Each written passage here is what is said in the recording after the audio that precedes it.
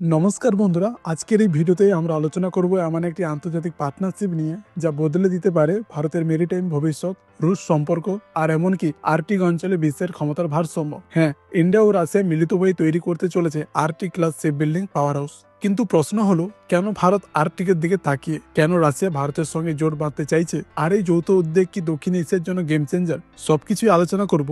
ভিডিওটি শেষ অবধি দেখবেন, কারণ শেষ দিকে রয়েছে কিছু চমকে দেওয়ার মতো তথ্য।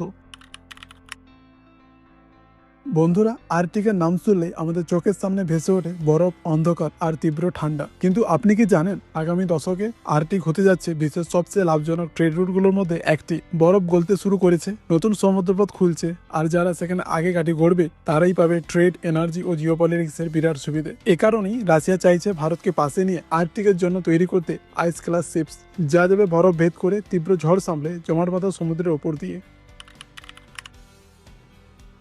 রাশিয়ার first deputy prime minister Denis Manturov exclusive সাক্ষাৎকারে জানিয়েছেন, রাশিয়া ও ইন্ডিয়া মিলিতভাবে তৈরি করবে Arctic class ship production hub. রাশিয়ার শক্তি নিউক্লিয়ার আইস ব্রেকার তৈরির বিশ্বের সেরা অভিজ্ঞতা, আর্কটিক গ্রেড টেকনোলজি। আর ভারতের শক্তি দ্রুত বেড়ে ওঠা শিপ বিল্ডিং ইন্ডাস্ট্রি, সস্তা কিন্তু দক্ষ ম্যানুফ্যাকচারিং ও মেক ইন ইন্ডিয়া নীতি। তারা একসঙ্গে তৈরি করতে যাচ্ছে tankers, bulk carriers, LNG carriers, container ships, সবই উচ্চমানের আইস ক্লাস ক্যাটাগরির। আর এই পুরো প্রকল্পটি দেখভাল করবে রাশিয়ার রোস্তেম ও ভারতের ministry of ports, shipping and waterways.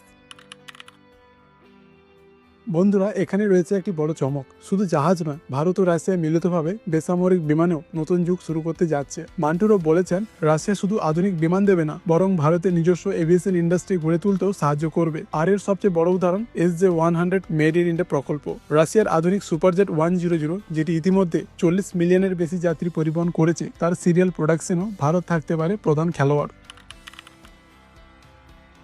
বন্ধুরা, যারা ভাবেন ভারত রাশিয়ার সম্পর্ক দুর্বল হচ্ছে, তাদের জন্য খবর হলো, গত 5 বছরে দুই দেশের ট্রেড 7 গুণ বেড়েছে এবং লক্ষ্য 2030-এর মধ্যে $100 বিলিয়ন ট্রেড করা। এটা শুধু সংখ্যা নয়, বরং এক নতুন অর্থনৈতিক বাস্তবতা। রাশিয়া চায় ভারতের পণ্য সেই সব দেশগুলোর জায়গা নিক যাদের তারা আনফ্রেন্ডলি হিসেবে বিবেচনা করেছে। ভারত ও মার্কিন যুক্তরাষ্ট্রের বাড়তি ট্যারিফ থেকে বাঁচতে নতুন বাজার খুঁজছে। দুই দেশ একে অপরের বাজারে বিনিয়োগ করবে, একই সঙ্গে শিল্প গড়ে তুলবে আর দীর্ঘমেয়াদে শক্তিশালী অর্থনৈতিক ব্লক তৈরি করবে।